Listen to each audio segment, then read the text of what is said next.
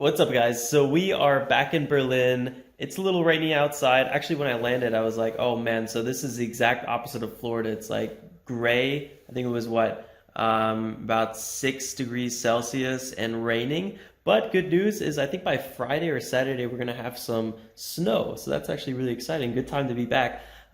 Trading today was a little slow, unfortunately. Didn't really get anything that was really nice. So there was a few tickers that we're going to talk about a little bit that there was some upwards momentum, but then it kind of stalled, and then I was waiting for a pullback, and it happened, but I didn't get aggressive. Then there was a bounce, but again, it was just kind of a whole bunch of missed moves today. And then I took one trade that is actually up 10% now, but I sold it. That was the first one for a small loss. Should have, could have, would have held on that one, but it was just a slow mover, and I didn't really trust the way it was moving. So we got out of that one. Then we took a trade after the live stream, which was pretty cool. This trade was looking really nice, but then again, it did bounce right away that strong. So we entered, it bounced, pull back, and then it was going back up, and I was like, this is so weak. I got out of that trade again, boom, like that would have been a good winner.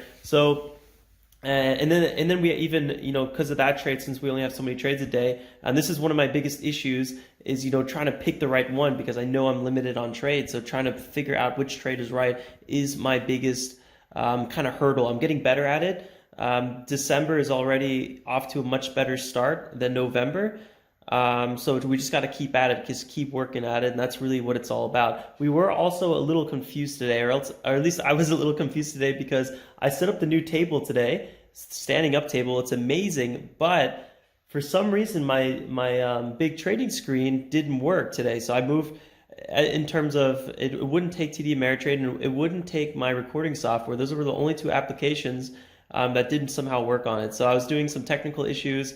And then, I just didn't feel my groove today. I didn't, feel comfortable pulling the trigger on really some of the good moves, and I'm not sure. So today was a bit wishy-washy. We ended it with a small profit, but, nothing to really run home about.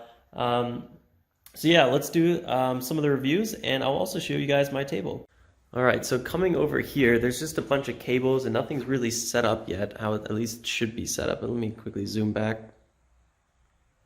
Yeah, so this is the table here. It's pretty sweet, I'm not gonna lie. So this is solid wood, feels really good. And if you just hold, these buttons, this whole thing moves up and down, and it just sounds super solid, and it is super solid, so I like it a lot.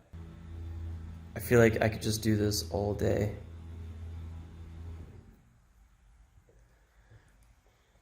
And I got my old bowl back from when I lived in New York City. I don't have glasses, but I do have these blue light blocking glasses, which actually are quite nice. What is this? Little dirt on the table? It's not acceptable.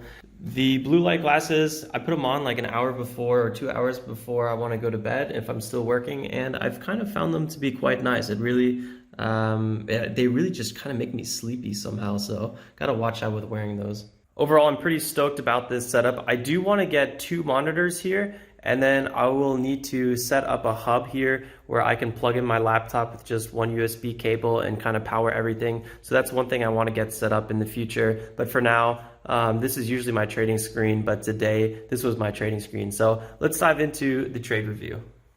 On our watch list today, we had APTO, we had OBSV, and LMPX. So we actually traded 2 of those. Not always do we trade exactly what's on our watch list, but it's good to have a standing. So the first one, APTO, was looking like the best pick, and in the end of the day, it actually was. So we probably should have stuck with this one.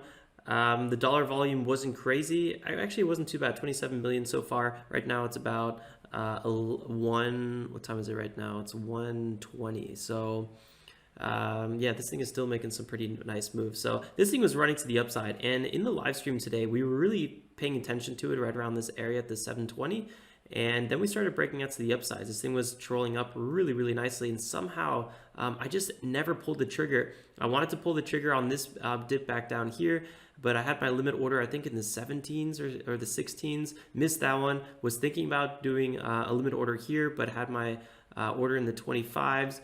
Again, was kind of watching it here, thinking this could be kind of interesting, but just somehow missed this whole run up. It was a little kind of weird that we did miss that whole run up. I would have done this trade right here on this pullback. This is exactly the one I wanted to do. Probably could have snuck about 4% out of this one, maybe 3 or 4%. So not really that big, but you know, that's how these pullback trades are. You want to take profits very quickly. This is when the breakout basically fails and you want to go ahead and get in that position as quick as possible. So the reason I would have wanted to go into this one is we had big support here at 3.47. So I probably would have looked for an entry near the 4.7. Depending on how fast it crashed, I usually am a bit more conservative with my limit orders. So I wouldn't be surprised if I had a nice entry on this one. And then we did get this nice little bounce into this area. I probably would have taken profits or got out of this trade around this area. So I don't know if how good I would have traded this one. But ultimately, the big trade, the big money maker was this big run up in the morning. Then we were kind of focused on OBSV, which kind of just was selling off all day. And that's fine. I understand that this thing was gapping up huge here in this territory at the $6. Got completely crushed. And again, at the $7 pre-market, getting completely crushed. But then, you know, when the market opened, it went from about 550 all the way down to what it is now at 340. So this thing just completely got annihilated today. And I understood there was constant selling off pressure, and I didn't want to hold this too long when I got into it. This was actually our second trade in the day. So this is the trade you guys did not see on the live stream. Anyway, we had a pretty nice entry. I mean, I noticed that there was some big support here at the 3.8. And I was waiting to see how hard 4 would crash. And once we cracked 4, there wasn't that much selling pressure. Let me just see if I could zoom in a little bit more here. This chart doesn't zoom in that nicely, but here's the 5-minute down here. You know, there wasn't that much selling pressure. So I was feeling pretty comfortable with an entry. Even the selling was kind of slowing down. Usually if there's a really aggressive crack, you'll see this dip down really quickly. I did get a little early entry though at the 89. So I could have definitely done a better entry, or excuse me, that was at the 87. So not really the best entry, but also not really the worst entry. Could have got a little bit better.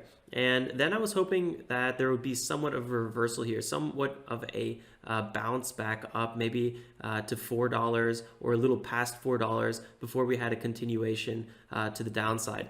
Because I was, you know, feeling pretty strong that, you know, with this big gap up over here and gap down in this kind of empty space over here, you know, you'd want to be a little cautious.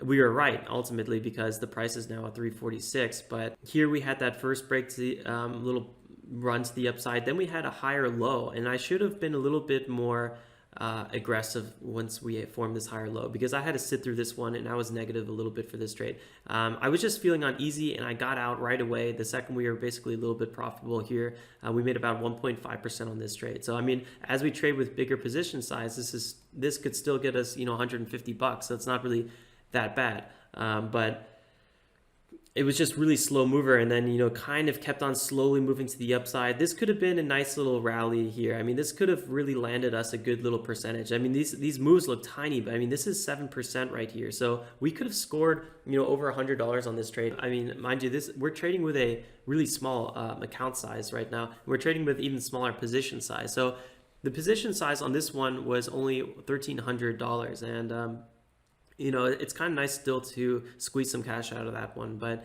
it was just a slow mover, and I kind of faked myself out of this position just because, I don't know, I knew this was going down, and I kind of wanted it all to happen in one bump, and I just didn't really get that, and then I kind of, you know, scared myself and got out. So let's talk about the first trade, which kind of was a similar situation. I wanted this one to be quick. I don't really like holding over, you know, 5 minutes, 10 minutes. It's getting a little shaky at that point if, you know, what you were looking for hasn't happened yet. So that was LMPX.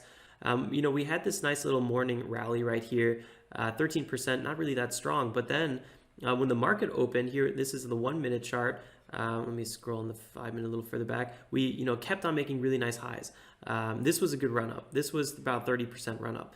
And then we had one big back dip down here, 15%, 16%. That's a pretty strong dip. And then we had this secondary crash here after a nice little pull up about 10%. We went up 10%, went back down 11%. This was looking really good. I liked how the momentum was slowing down, and I wanted to enter actually on the next dip down. I was really ready for this dip down around 6.4 or something like that is where I wanted to enter, right around this area. We didn't really get that. We kind of fizzled in this area too long.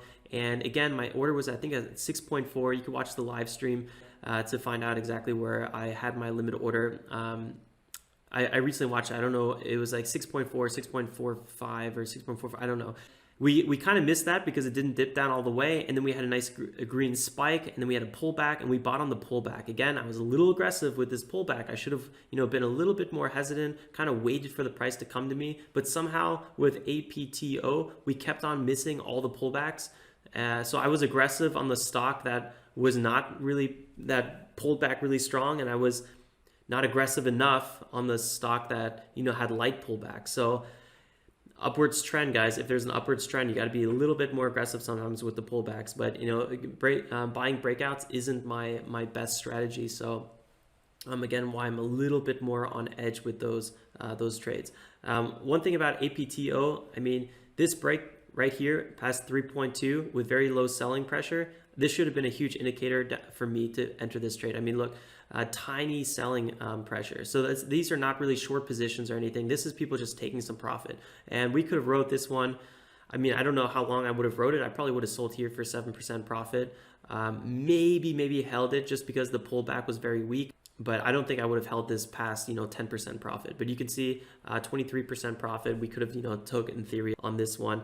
Ideally, though, I would have maybe sold half the position or something like that and see how much we could let it run. But this would have been the one today. I was just kind of focusing on things that maybe just weren't moving as much as I should have. OPSV was moving but it was just kind of trending down. I should have understood that was just constant selling pressure. And then LMPX, again, had this huge failed breakout. But this is a classic trade that if we just held it, this time, if we kind of broke our rules and just blindly held this one, we would have been up about 5%. So still really not that great. I would have probably got a heart attack for that 5% profit. So two trades that could have been profitable, we just kind of closed them out too early. One was profitable, but it wasn't really a home run. So kind of a scratch day overall. Let me quickly share with you guys TradeJournal. You can see that today, kind of a slow day, kind of a scratch, not really doing much of anything, but we're getting nice and consistent.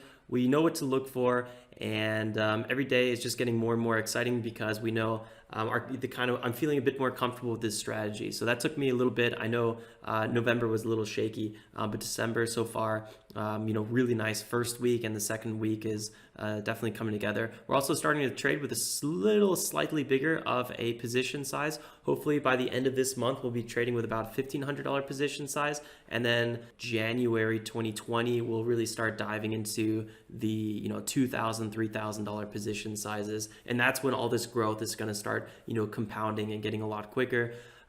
Which is fine. For now, I'm in zero rush to randomly grow my account super quick or, throw it on bigger position sizes. I really like how we started with a small account and we're really focusing on growing a foundation of understanding the pattern and understanding this specific strategy. It's a little bit different than when I used to day trade back in New York City.